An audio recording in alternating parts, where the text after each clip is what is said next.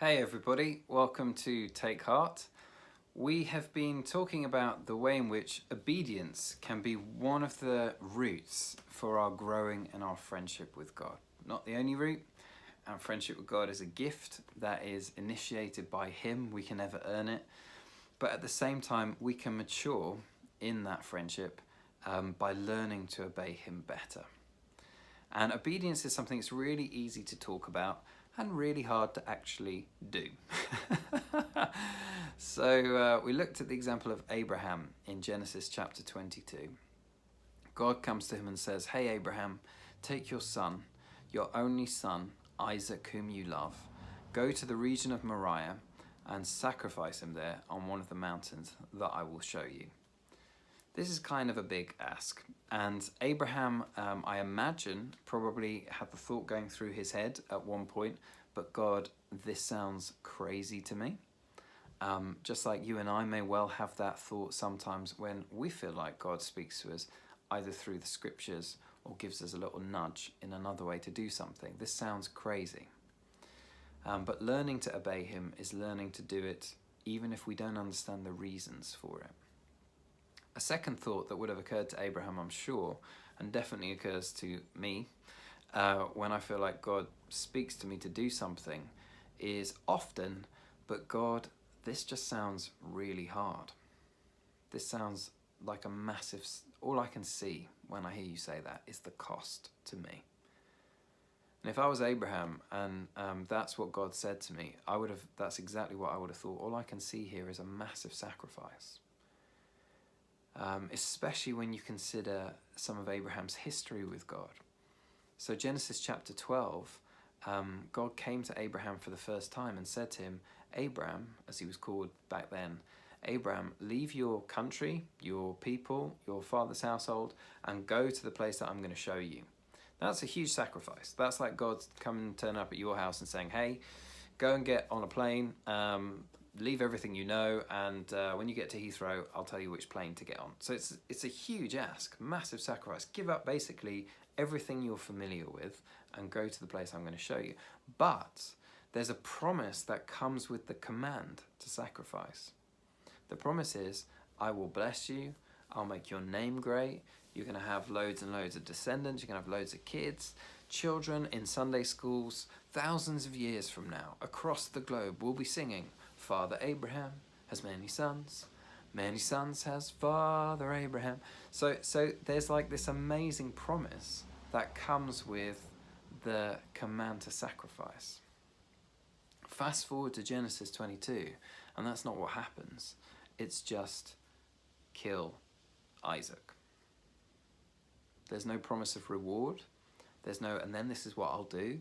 It's just a command to sacrifice Isaac. When we start following God, there are all sorts of promises that we come into, that we're made aware of all of a sudden. So yes, it's a sacrifice for us because God asks us to give Him our hearts, to give Him our lives. So we give up everything. But we're receiving so much that we can be overwhelmed by the promises. You give me your puny little life, basically, and I will give you abundant and eternal life. You give me yourself, your broken self, and I will give you myself. So it's like, well, this is kind of a sacrifice, but it doesn't really feel like one. But what happens as we mature in our relationship with God is that there will come points on the journey where He just asks us to do something, and there's no promise of reward. It's just a command, and it's costly often. So we don't have to look very far in the Bible to see that there are things it says we're to do with our bodies. There are things we're told to do with our finances. There are things we're meant to be doing with our time and with our energy and with who we show love to, even people that hate us, where the cost of that is really high.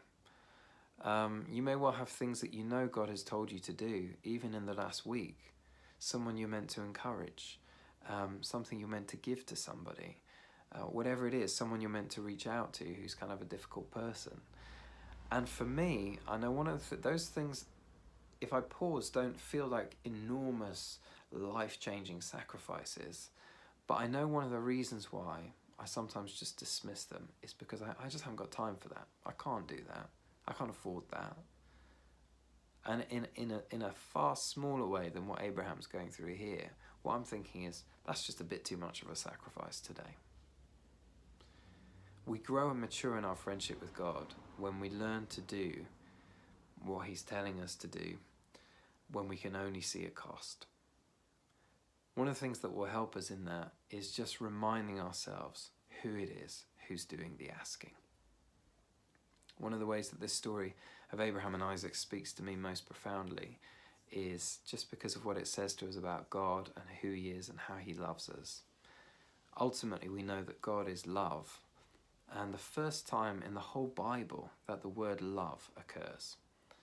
And it's a big deal in Hebrew when the first time a word occurs, is in our passage from Genesis 22, where God says, "Take your son, your only son, whom you love, and sacrifice him on a hill in the region of Moriah." Hundreds of years later, Jerusalem was built in the region of Moriah. Thousands of years later, God, who, I'm sure you're familiar with the story, had intervened and stopped Abraham in the end from sacrificing Isaac. God the Father and God the Son went to the region of Moriah. Just like Abraham and Isaac had taken a donkey with them, they too took a donkey. Jesus rode into Jerusalem on one. Just like Abraham had placed the wood for the sacrifice on the back of Isaac and they'd walked up the hill together, so too God the Son takes the wood for the sacrifice on his own back and walks up a hill with the Father in the region of Moriah to make the sacrifice together. One of the things that astonishes me about the God that we follow is that before he ever asks me to give up anything, he's already given up everything for a relationship with me. And it's seeing him for who he is that makes me want to, day by day, say yes to whatever it is he asks me to do. Now, we'll all do better some days than others, but why not make it our prayer today? Lord, would you give me a way that I can obey you? Would you give me something to do that would please you and would bring glory to your name, just because I want to find a way of saying I love you, not to earn your love that has been given to me so completely, but as a response to it, because I want you to know that whatever you say to me, I will do it.